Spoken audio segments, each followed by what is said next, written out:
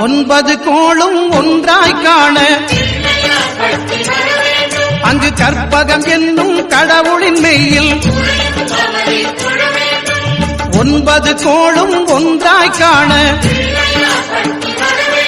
அங்கு கற்பகம் என்னும் கடவுளின் மெய்யில்